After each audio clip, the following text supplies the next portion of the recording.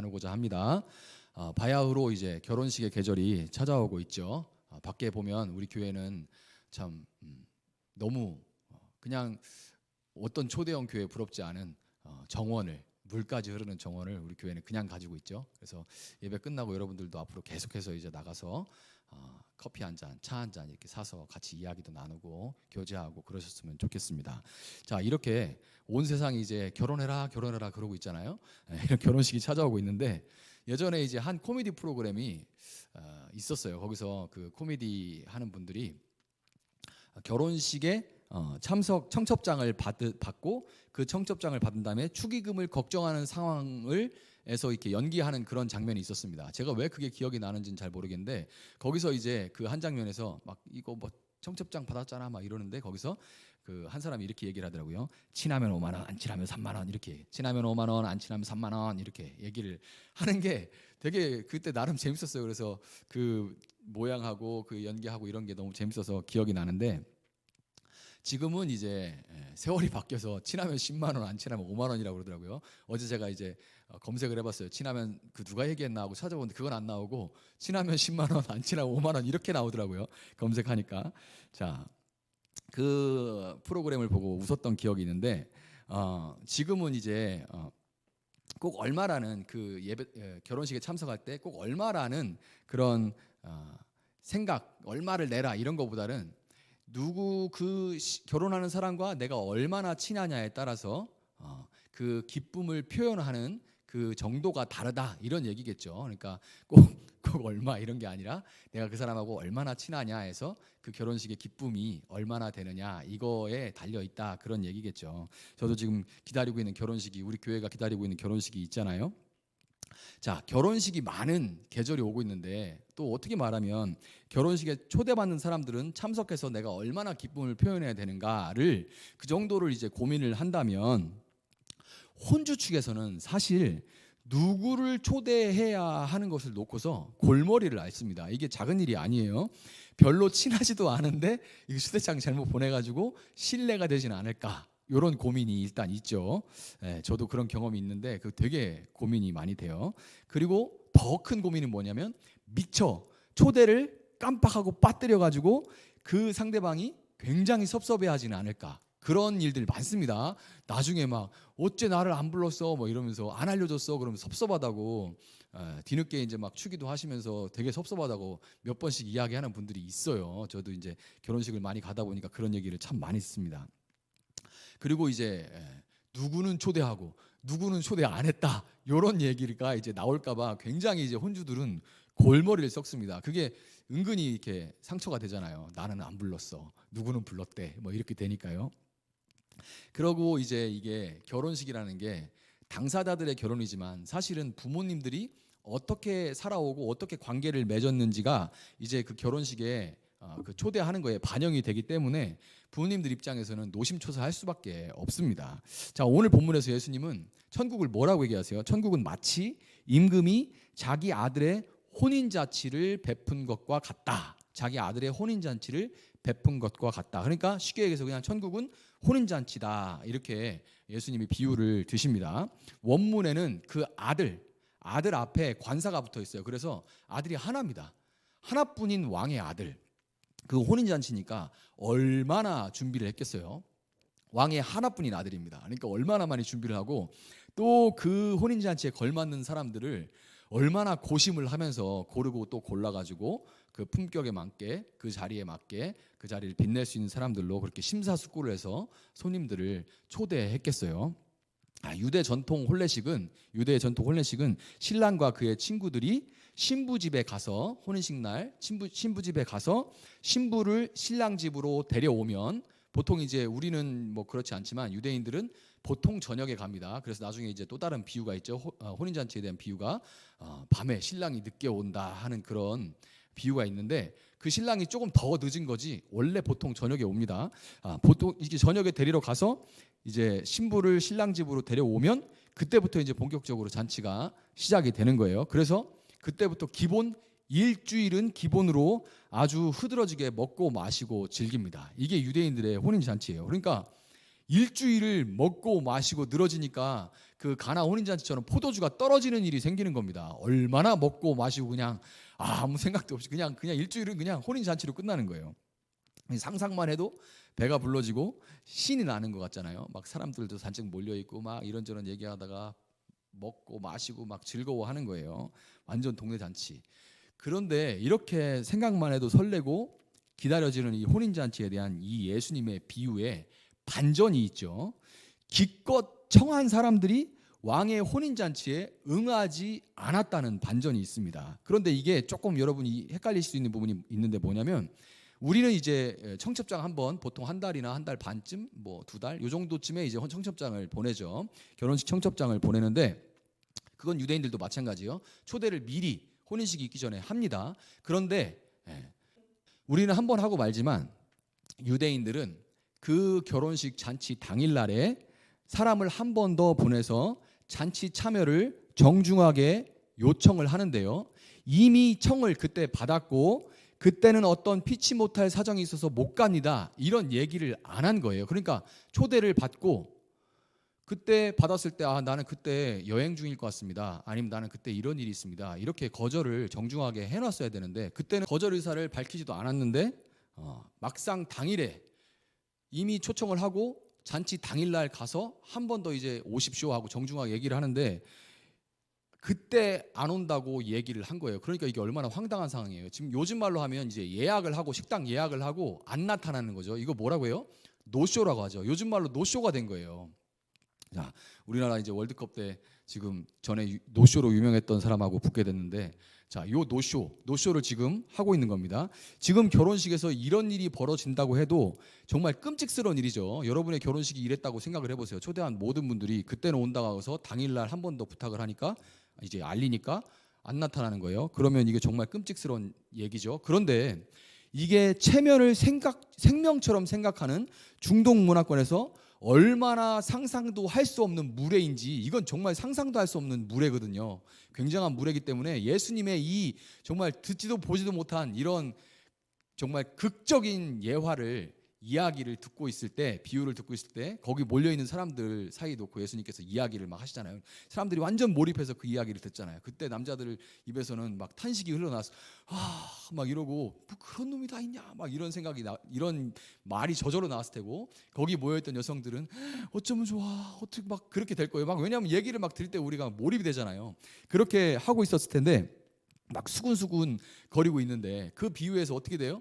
생각해도 당연하죠. 그 많은 잔치 음식 다 어떻게 할 거예요? 온다는 사람들이 갑자기 노쇼를 하는데, 식당에서도 예약하고 난 다음에 노쇼하면 난리 나잖아요. 그런데 그 많은 음식, 왕이 베푼 그 많은 음식 어떻게 할까요? 그래서 왕이 이제 특단의 조치로 종들에게 나가서 사람들이 제일 많이 다니는 사거리로 나가서 닥치는 대로 사람들을 불러서 잔치로 데려와라, 이렇게 얘기를 합니다.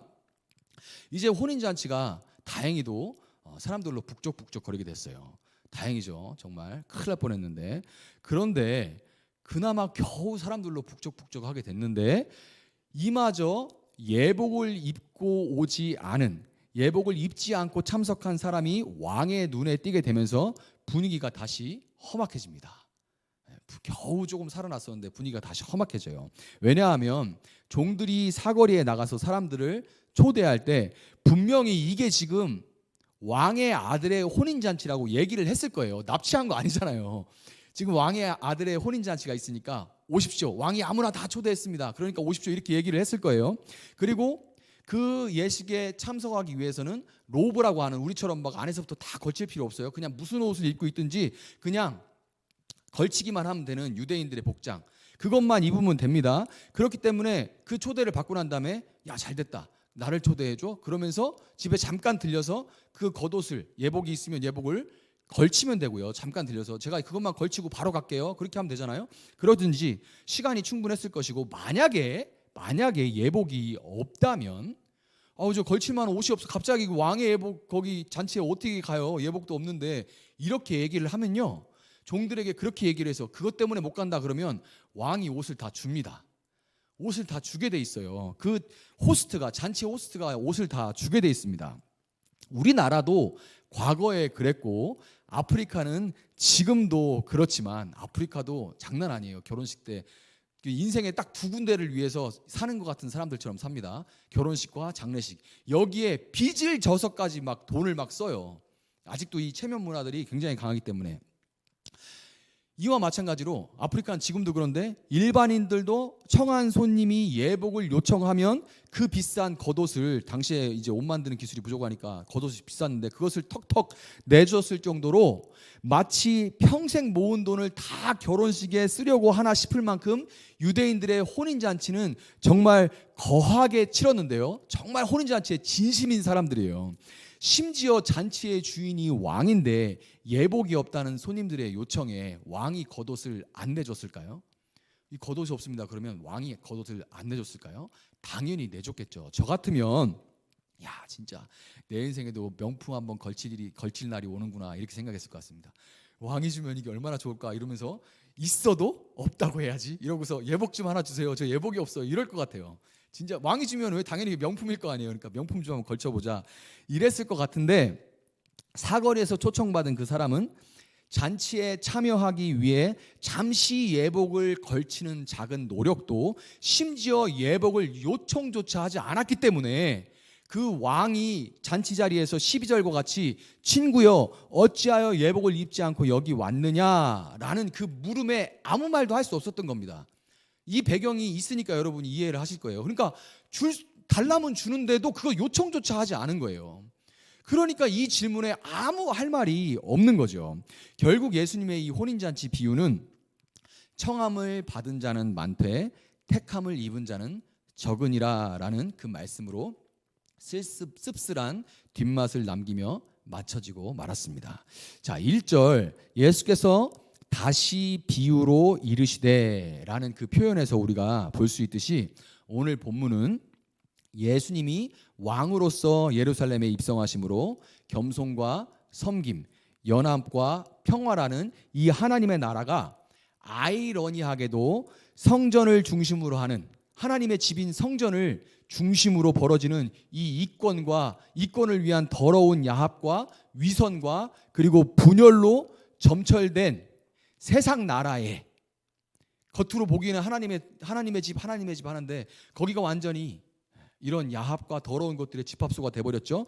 이 세상 나라로 예수님이 왕으로서 예루살렘에 입성하심으로써 하나님의 나라가 쳐들어왔을 때 일으킨 충격과 파열음과 떨림과, 그래서 자기들 나라가 흔들흔들하니까 무너지는 자신들의 세계를 지키고자 뛰쳐나온 종교 권력자들과 예수님의 대결, 그 대결에 지금 이어지고 있는 이야기인 거예요. 예수께서 다시 비유로 이르시되, 대답하여 이르시되 이렇게 얘기를 하신 그 이야기에 지금 그 상황에 이어져 오고 있는 이야기인 거예요. 자, 그래서 오늘은 예수님의 이 비유, 오늘 1절부터 27절까지 이 비유를 통해서 우리가 마치 혼인잔치와도 같은 천국의 택함 받은 자가 되기 위해서 예수님의 그 말씀의 충격에 우리 삶에 무엇이 깨져나가야 되는지, 예수님이 예루살렘에 입성하시듯이 예수님의 말씀이 우리 삶에 쳐들어올 때 우리 삶에 무엇이 깨져나가야 하는지, 그리고 우리가 그 앞에 어떻게 살아나가야 하는 것인지 우리가 함께 살펴보도록 하겠습니다. 자, 왕이 그 아들의 혼인잔치에 먼저 초청한 사람들은 이스라엘 사람들, 그 중에서도 지금 예수님 앞에 모여 있는 종교 지도자들이었습니다. 그러니까 예수님 앞에 모여 있는 종교 지도자들, 또 그들로 대표되는 이스라엘이 혼인잔치에 먼저 초청된 사람들이에요. 로마서 3장 1절 2절에서 PPT 한번 볼게요. 로마서 3장 1절 2절에 사도 바울은 그런즉 유대인의 나음이 무엇이며 할례의 유익이 무엇이냐, 범사에 많으니 우선은 그들이 하나님의 말씀을 맡았음이니라. 아멘. 이렇게 말합니다.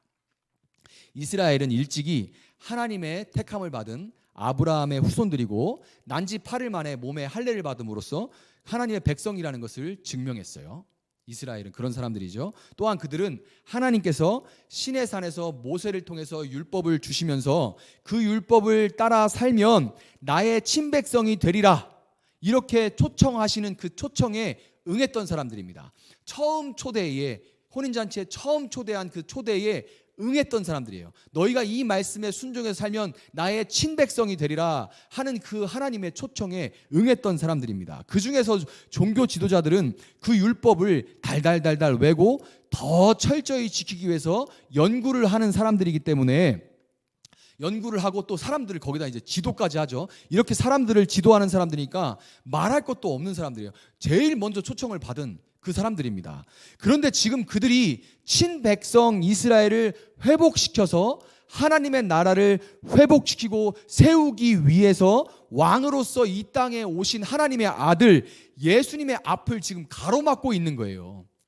그들이 지금 예수님의 앞을 가로막고 있는 겁니다. 그들은 본문 3절에 그 종들을 보내어 그 청한 사람들을 혼인잔치에 오라 하였더니 오기를 싫어하거늘, 이렇게 기록된 것 같이 하나님의 말씀을 그들은 너무 잘 알고 있었고, 마치 혼인잔치에 처음 초대를 받았을 때 가겠다고 했던 사람들과 같이 그 말씀에 순종하겠다고 응했지만, 정작 정말 혼인잔치의 당일이 되어서 예수님이 그 말씀으로 그들의 삶을 다스리시는 왕으로 오셔서, 자, 내가 왕으로 왔으니까 우리나라에 동참해서 하나님의 나라를 같이 세워가자, 이렇게 초청을 하니까 이 잔치를 한번 즐겨보자.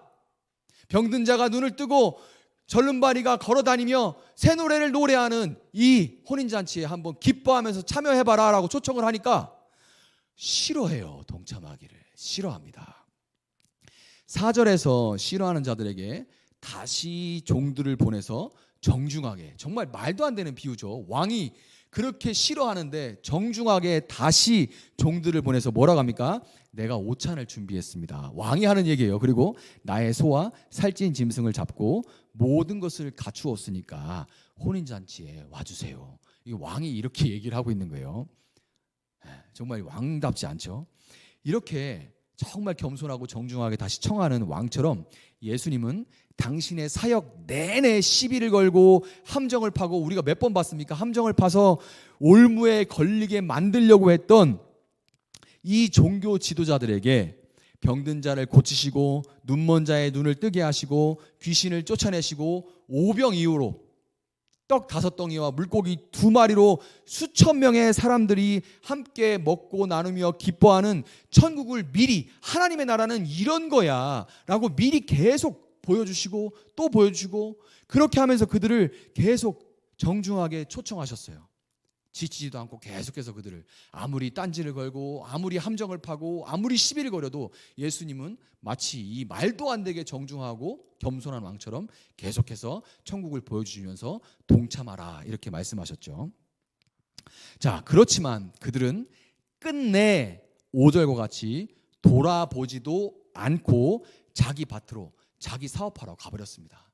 돌아보지도 않고, 굳이 이 표현을 쓰셨어요. 돌아보지도 않고, 그렇게 정중하게 계속 얘기를 해도 돌아보지도 않고 자기 밭으로 사업하러 가버렸습니다. 여러분, 몇 주 있으면 이 장가가는 종찬 형제 초대도 제가 간다고, 내가 꼭 갈게, 나 너무 기다려진다, 이렇게 이야기를 해놓고 당일 안 가면 앞으로 두고 정말 어색해지겠죠. 그리고 불편해질 텐데, 종찬 형제 결혼 초대에도 제가 간다 했다 안 가면 이럴 텐데, 어떻게 그들은 이렇게 이토록 왕의 초대를 철저하게 무시할 수가 있었던 걸까요?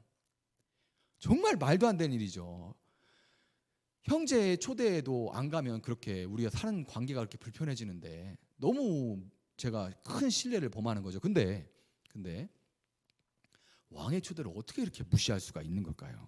그런 태도는 오직 그들이 애당초 그 왕을 자신들의 왕으로 인정하지 않았을 때만 가능한 일입니다. 그 왕을 자신들의 왕으로 인정하지 않았을 때만 가능한 거예요. 그렇다면 그들이 처음에 초청에 응해서 받았던 그 할례와 율법은 뭐예요? 처음에 그 할례와 율법을 초청장으로 받았잖아요. 율법을 받아서 초청장을 받고 할례를 받음으로 나 초청장 받은 사람이야 라고 그렇게 대놓고 선포했잖아요. 다 그렇게 했잖아요. 이스라엘 사람들, 종교 지도자들 다 했지 않습니까? 이들이 갖고 있는 이거는, 이 할례와 이 율법이라는 이 초청장을 그들은 그저 자기 밭과 사업이 복을 잘 받도록, 복을 받아서 잘 되도록 하는 그런 수단으로 여겼을 뿐이라는 거예요. 자기 밭과 사업이 복을 받아서 잘 되도록 하는 그런 수단으로만 여겼다는 거예요. 그렇다면 그들이 진짜 따랐던 왕은 누구예요? 진짜 따랐던 왕은 누굴까요? 바로 그들의 밭과 사업으로 상징되는 그들의 소유와 성공과 그리고 힘입니다. 그것들과 이 소유와 성공과 힘과 그것을 향한 그들의 이기적인 탐심이 그들의 삶을 진짜로 다스렸던 것이고, 하나님의 집인 성전은 거기 모여서 늘 하나님 하고 율법을 말하고 논했지만 그들이 섬기는 우상들의 신전이 되어버렸던 거예요. 왜냐하면 그들은 진짜 왕으로 하나님을 인정하지 않았기 때문이고, 자기들이 잘 되는데 이용했을 뿐이기 때문에 그런 거예요. 이 종교를 자기들이 멋지게 보이도록, 자기들이 그럴 때 보이도록, 자기들이 신실하게 보이도록, 그래서 자기들이 성공하고 힘을 얻고 소유를 늘리기 위해서 이용했던 것이라는 거예요. 여러분, 먼저 혼인잔치에 초청을 받은 사람들은 오늘 먼저 하나님을 알고 예배당에 모인 우리가 될 수 있습니다. 오늘 먼저 하나님을 알고 예배당에 모여 있는 우리가 될 수가 있어요. 요즘에 위선이라는 말이, 이 위선이라는 두 글자의 이 단어가 제 가슴을 계속 맴돌고 있습니다. 위선. 이 손톱 밑에 가시처럼 계속해서 박혀서 저를 괴롭게 하고 있는데요. 위선이라는 단어가 저를 굉장히 괴롭게 하고 있습니다. 그러던 중에 페북에 한 목사님의 글에 가슴을 움켜쥘 수밖에 없었는데요. 제가 간단하게 요약해서 한번 읽어드리도록 하겠습니다. 진짜로 가난한 사람은 교회 못 옵니다. 못 와요. 적응을 할 수가 없습니다. 각종 헌금들, 헌신의 요구들이 너무 많습니다. 아니, 당장 먹고 살 수도 없는데 교회 나와서 봉사할 시간이 어디 있습니까? 교회에서 요구하는 신앙 좋음의 모습을 가난한 사람들은 도무지 자기 삶에 실현할 수가 없습니다. 그렇게 교회 문화가 망가져 버렸습니다. 도와는 주지만 함께 하지는 못하는 문화를 교회가 자체적으로 만들어 버렸어요. 돈 없으면 장로 될 수 있습니까? 밥 사고 헌금도 제법 해야 되잖아요. 무엇보다 교회 구성원들의 시선이 가난한 장로님을 용납을 못해요. 그렇지 않습니까? 나는 잘하고 있다. 나는 예배 잘 드리고 있어. 나는 구원의 확신이 있어. 나는 하나님의 백성이야. 이런 생각 거의 착각입니다. 하나님이 우리의 힘이 되신다고요? 그건 그냥 입 바른 소리입니다. 우리는 실제로 돈을 우리의 주님으로 모시고 살아요. 모두가 자기의 삶, 자기의 미래, 자기의 노후, 자기의 정신이 팔려서 옆에 어떤 사람이 죽어나가고 있는지 그런 현실들은 아예 관심이 없습니다. 요즘 신자들의 신앙의 고민은 죄다 자신의 자아와 심리 상태에 관한 것이지 다른 사람의 문제가 아닙니다. 이런 것이 어떤 현상과 문화를 만듭니까? 평신도 중산층과 목회자들을 연합하게 만들어요. 한번 보십시오. 요즘 국회의원들 중에 많은 사람이 교회를 다닙니다. 그 사람들 교회에 오면 누구랑 제일 친하게 지냅니까? 목사지 누구겠어요? 교회의 자랑이 무엇입니까? 판검사가 몇 명이냐, 박사들이 교회에 몇 명이냐, 헌금이 얼마냐, 자기 건물은 있느냐, 전부 이런 거 아닙니까? 예수님의 별명은 세리와 죄인들의 친구셨는데 그분의 제자인 우리는 왜 이 모양일까요? 간단합니다. 주님의 제자가 아니기 때문이고 하나님의 백성들이 아니기 때문입니다. 제가 이 글을 읽으면서 정말 가슴에 비수가 날아와 꽂히는 것 같았습니다. 한 절 한 절 읽으면서 가슴에 칼이 날아와 꽂히는 것 같았어요. 그래서 제 마음속에 요즘 위선이란 말이 맴돌고 있는 한국 교회의 위선, 또 저의 위선, 그 한국 교회를 비판하면서도 내 안에 있는 이 위선 때문에 너무 고통스러운 가운데 아예 이 글이 제 가슴을 완전히 후벼 팠습니다. 여러분, 본문 7절에서 왕의 초청을 거절한 자들은 결국 군대에 의해서 진멸되고 말았는데요. 이것은 AD 70년, 서기 70년에 로마의 티투스 장군에 의해서 예루살렘이 함락되면서 돌 위에 돌 하나도 남기지 않게 완전히 박살이 났습니다. 예루살렘이 이렇게 함락이 되면서 실제 역사적으로 성취가 되었고, 청함 받은 것에만 만족한 채 마치 혼인 잔치는 구원은 따놓은 당상인 것처럼 착각하고 자신의 우상만을 위해 살아가고 있는 자들에게 역사의 끝, 심판의 날에 그대로 이루어질 겁니다. 돌 하나도 돌 위에 남지 않고 종교적으로 쌓아놓은 모든 것들은 심판의 날에 위선으로 쌓아놓은 모든 것들은 다 무너지고 말 거예요. 여러분, 하나님의 처음 초청에 일찍이 응해서 교회 오래 다니고 주위에 거의 비슷비슷한 수준의 믿는 사람들만 둘러싸여서 어느새 내가 교회 종교 지도자들과 같이 말씀이신 예수님을 내 기준과 선택, 삶의 모든 영역을 다스리는 왕으로 모시기를 거부하고 싫어하고 솔직히 그냥 싫어하는 거예요. 이때는 생각이 안 났으면 좋겠고, 이때는 개입 안 하셨으면 좋겠고, 이런 일을 할 때는 눈 감아버렸으면 좋겠는 게 우리 아닙니까? 싫어하는 거예요. 왕으로 다스리시는 것이. 왜냐하면 그렇게 하면 부자 못 되고 돈 못 모으고 불편하고 하기 싫은 일들을 해야 되거든요. 손해봐야 되고. 그러면서 그저 종교적 형식적인 종교 행위들로 위안을 삼고서 모든 관심이 나와 내 소유에 쏠려 있지는 않은지 우리가 돌아봐서 청함을 받은 자에서 택함을 받은 자들이 여러분 될 수 있기를, 늦기 전에 돌이켜 될 수 있기를 주님의 이름으로 축복합니다. 유대인들이 왕의 초청에 응하지 않자 급하게 이 사거리에서 혼인잔치에 불려온 사람들은 이방인들과 유대인들이 초청에 응하지 않으니까 그 다음에 이제 막 불러온 사람들은 이방인들과, 그리고 마태복음 21장 31절에서 예수님이 종교 지도자들과 대조하신 그 그룹이 있죠. 누구예요? 천국과는 거리가 아주 멀어 보이는 세리와 창기들, 이런 사람들이라고 할 수가 있습니다. 이들이 이제 사거리에서 막 불러온 거예요. 그들은 종들을 총해서 지금 결코 그 자리에 초청을 받을 수가 없는 자신들을 초청하신 분이 왕이요, 그들은 왕의 아들의 혼인잔치에 지금 초대받았다는 것을 분명하게 들었지만 혼인잔치에 합당한 예복을 갖추기 위한 어떠한 시도도 없이 그냥 혼인잔치에 가버렸습니다.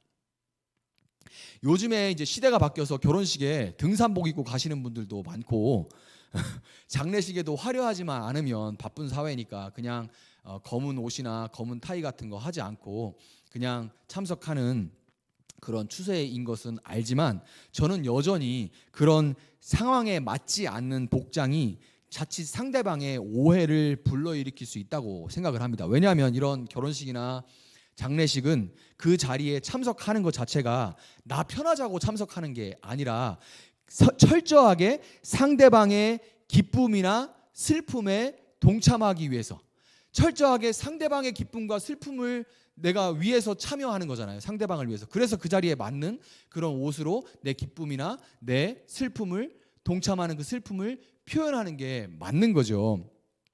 나 편하자고 가는 게 아니라요. 앞서 설명드린 것처럼 사거리에서 불려온 사람들이 잠시 집에 들를 수도 있었고 예복을 요청할 수도 있었지만 그렇게 하지 않은 것은 자신들이 초청받은 것에 대한 어떠한 감격도 감사도 없었을 뿐더러 더 나아가서 왕을 무시하고 두려워하지 않았기 때문입니다. 그럴 수 있는데 그렇게 하지 않은 거예요. 왜냐하면 아무것도 한 것 없는데 거저 부름을 받으니까 그냥 아무거나 입은 대로, 그냥 입은 채로 가도 된다고 그냥 생각하고 가볍게 가버린 거예요. 이거 우리에게 하는 얘기 아닙니까? 구원을 그냥 예수님 믿으면 준다고 하니까 예수님이 그 일을 위해서 어떤 대가를 지불했는지 생각조차 하지 않고 그냥 불렀으니까 그냥 있는 대로 가는 거예요. 가볍게 생각하고. 구원은 받았으니까. 난 참 나를 막 불러주네, 그냥 불러주네, 교회 좀 오세요, 예수 좀 믿어보세요 하고 막 사정하고 한번 교회 좀 가자고 막 이렇게 하니까 그냥 훌 가면 되는 거라고 생각하는 거예요. 여러분, 요한계시록 19장 7절 8절은 이렇게 말합니다. 우리가 즐거워하고 크게 기뻐하며 그에게 영광을 돌리세 어린 양의 혼인 기약이 이르렀고 그의 아내가 자신을 준비하였으므로 그에게 빛나고 깨끗한 세마포 옷을 입도록 허락하셨으니 이 세마포 옷은 성도들의 옳은 행실이로다 하더라. 아멘. 세마포가 뭐래요? 깨끗한 옷이 뭐래요? 성도들의 옳은 행실이랍니다. 그 잔치에 들어가는 그 깨끗한 겉옷이 뭐냐면 옳은 행실이래요. 이 옳은 행실이 무엇인지 야고보서 1장 27절은 그 성도들의 옳은 행실에 대해서 이렇게 말합니다. 하나님 아버지 앞에서 정결하고 더러움이 없는 경건은 곧 고아와 과부를 그 환난 중에 돌보고 또 자기를 지켜 새 속에 물들지 아니하는 그것이니라. 아멘. 여러분, 가난이 얼마나 무서운 건지 여러분 아시나요? 제 세대는 이제 많이 없는 것 같습니다. 전에 세대 분들은 정말 극도의 가난을 경험한 분들이 많은 것 같은데, 그런데 제가 아프리카에서도 그런 극도의 가난을 많이 경험했지만 그러나 요즘처럼 이렇게 상대적인 가난과 경제적 양극화로 인한 이 차별적인 가난, 이 기회조차 주어지지 않는 이런 가난도 굉장히 무서운 것 같아요. 이 가난이라는 것은 단순히 돈이 부족하다 정도가 아니라 IQ와 성격과 친구와 주거지와 성적과 삶의 기회와 그리고 의지력과 가정과 이 모든 것에 부정적인 영향을 미치는 게 이 가난입니다. 이게 그냥 쉽게 말할 수 있는 게 아니에요. 정말 이 가난이라는 것, 제가 지금 말씀드린 모든 삶의 영역에 부정적인 영향을 미치고 타격을 줍니다. 개인의 의지와 노력만으로 이 가난에서 빠져나온다는 것은 다 옛날 얘기지 지금은 거의 불가능해요. 앞서 제가 인용했던 페북의 글과 같이 역설적이게도 교회가 가난한 자들이 있기에 불편한 곳이 됐어요. 어쩌다 헌금을 걷어서 그냥 보내는 건 괜찮아요. 그리고 이벤트로 가서 한번 봉사활동하는 건 괜찮습니다. 머리도 깎아주고 뭐도 하고. 그런데 정작 그들이 교회로 예배당으로 와서 함께 예배 드릴 수는 없는 그런 불편한 곳이 됐어요. 이것은 분명히 명백히 교회가 새 속에 물들었다는 그런 증거입니다. 세상은 게으른 자들, 가난한 자들을 향해서 게으르다, 노력을 안 한다, 성격이 이상하다 그렇게 말할 수 있습니다. 그러나 교회는 그렇게 말하면 안 돼요. 교회는 그렇게 말하면 안 됩니다. 가난은 정말 무섭고 가난에서 빠져나오려면 건강이 다 박살나서 죽어야 하는 것이 지금 우리의 사회 구조예요. 투잡, 쓰리잡 막 그렇게 뛰어서 겨우 그 가난에서 벗어나려고 하면 할 수는 있겠죠. 그러나 1년, 2년 가면 그렇게 살면 건강이 박살나 버립니다. 그래야 겨우 나올 수 있을지도 모르는 기회가 조금 있겠지만, 그러나 그럼 뭐예요? 나오면 건강이 완전히 박살나서 누워있게 되는데, 여러분, 그렇기 때문에 교회는 죽을 힘을 다해서 가난한 자들의 곁에 있어야 합니다. 죽을 힘을 다해서 가난한 자들의 곁에 있어야 돼요. 몸부림치는 것뿐만 아니라 우리가 뭐가 잘못됐나를 생각해서 몸부림치는 것뿐만 아니라 예복을 요청하듯이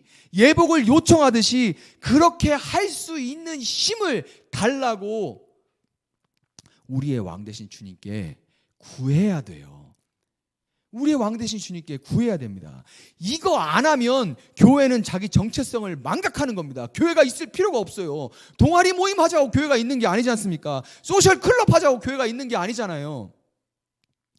가난한 우리를 혼인잔치에 불러주시기 위해 부요하지만 가난한 이 땅에 오신 예수님의 은혜에 감격해서 가난한 자들과 함께 울고 웃을 때 마치 번데기가 나비로 변하듯이 교회는 새하얀 세마포 예복을 입게 된다는 것을 여러분 꼭 기억하시기를 바랍니다. 그러지 않은 모든 교회들은 그냥 애벌레요, 번데기로 세상 것만 탐하고 있는 거예요. 하나님 눈에 보실 때는 다 애벌레고 번데기입니다. 정말 우리가 낮아서 그들과 함께, 교회가 전혀 그런 것이 불편함이 없이 내가 살아보고 같이 살아보고 나눠보고, 그러니까 그들과 같이 지내보고, 아프리카 사람들하고도 같이 지내보면 제가 학위가 있고 똑똑하고 이런 거 다 소용없어요. 우리 사는 거 다 똑같아요. 먹는 거 똑같고 같이 먹고 같이 이야기하는 겁니다. 그러다가 자연스럽게 예배당 같이 오는 거예요. 그게 불편함이 전혀 없는 거예요. 왜? 다들 같이 그렇게 살아봤으니까요. 자기 삶의 현장에서 그렇게 살아봤으니까요. 거기 오는 분들도 그게 불편함이 없습니다. 교회 문화가 그렇게 되니까 그런 분들이 와도 전혀 불편함이 없어요. 그때 하나님 보실 때 교회는 흰옷을 입은 게 되는 거예요. 와, 이거 진짜 나비다. 이제 날고 있구나라고 예수님 보시기에 그렇게 보인다는 거예요. 여러분, 그걸 꼭 기억하시길 바랍니다. 사람의 눈과는 달라요. 아무리 교회가 세상 눈으로 볼 때 크고 화려하고 힘이 있어도 예수님이 볼 때, 하나님 볼 때 그냥 이벤트로 그냥 이렇게 하는 걸로는 그 교회는 그냥 애벌레요, 번데기일 뿐인 거예요. 말씀을 정리하도록 하겠습니다. 여러분, 처음에 제가 자녀의 결혼식은 부모의 살아온 삶과 관계를 보여준다고 말씀을 드렸죠. 경찰 출신이면 경찰 동료들이 이제 막 결혼식에 맨 경찰들입니다. 이제 그런 결혼식은 좀 무서워요.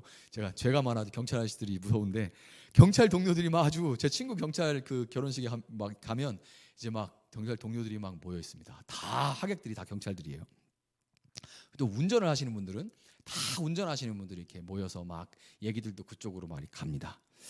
이런 거하고 유사한 거예요.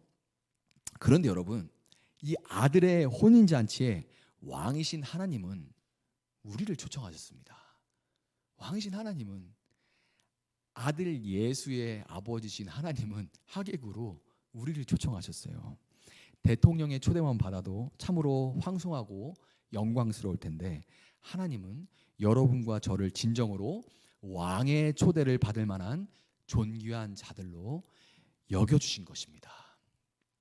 이 놀라운 청함을 받은 여러분, 나 같은 자를 청하여 주신 그 은혜에 감격해서 다시금 삶의 모든 영역에 그분을 왕으로 인정하고, 왕이신 그분을 따라서 낮은 곳으로 십자가를 지고 따라가는 청함만 받은 자가 아니라 택함을 받은 자의 삶을 살아가시는 여러분들이 되시기를 예수님의 이름으로 축복합니다.